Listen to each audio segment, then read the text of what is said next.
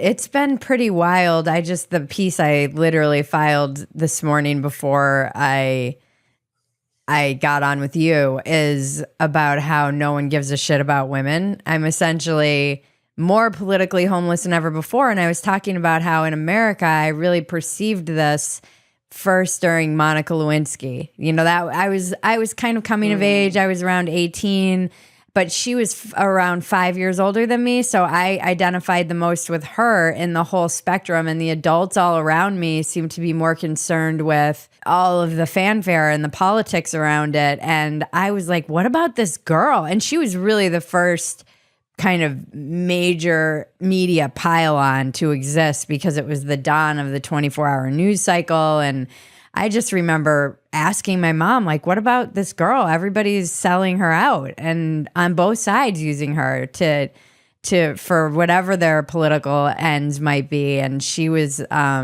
just seemed so young, she seems so young to me.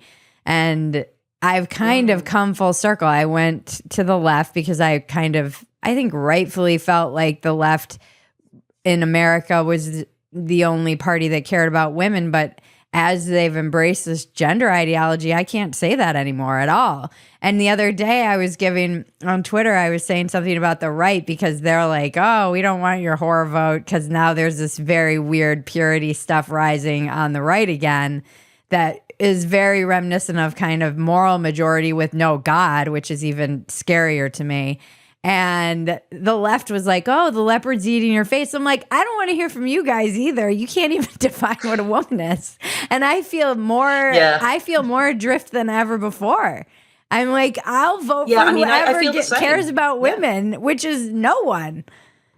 It's very strange. I know. I don't know who I'll vote for next time. I really don't. And I've never felt that. I've always been a strong believer, especially as a woman. We didn't have the vote until very recently. Like I was very sanctimonious. I used to say to people, like, there's always one party that's not as terrible as the others. So you vote for the least worst option.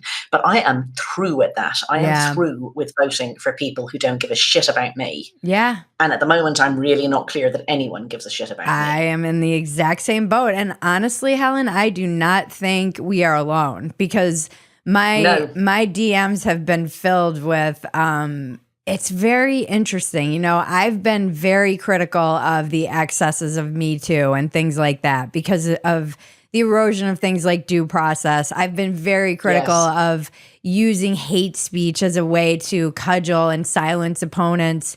And now there's this rising reaction, which many of us could have predicted, which is like, Me Too's skirt is a little too short, all of this is feminism's fault. All of the problems are. Oh God, that drives me mad. That drives me so mad. I mean, Matt Walsh, like that film had loads of good things about it. As a woman, kudos to him for getting the absolute wingnuts to say those crazy things on camera. Like, that was great work.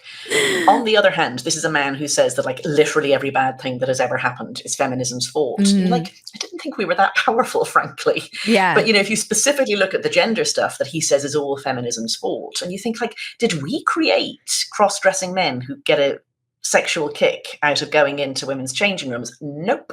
Did we create the blokes in the 1950s and 60s and 70s who ran gender clinics and thought that what women and men was gender roles and that you could bring little children up in whichever gender? Nope. We were the people who were saying no to the gender roles. You just can't say it's us. It's like, okay, there are people who call themselves feminists who talk about gender as if it's meaningful and who sign up to all this bullshit. And yes, there's lots of them. And I think they're awful, and I don't think they're feminists. But like, you just can't say this is all about feminism. That's just Matt Walshism, Their argument is that in saying that women could do whatever men could do, that that's what opened the door to this. It's so stupid though. Like, oh, I mean, my God. Like, I want to be able to vote. I want to get a PhD in mathematics, which is what I do have. I want to be able to work. I don't want my husband to be able to legally rape me. Therefore, a man who gets erotically turned on by putting on women's clothes was given license to come into women's changing rooms. Like, it's just a total non sequitur. Like, I think even Matt Walsh knows that. I don't think he's that stupid.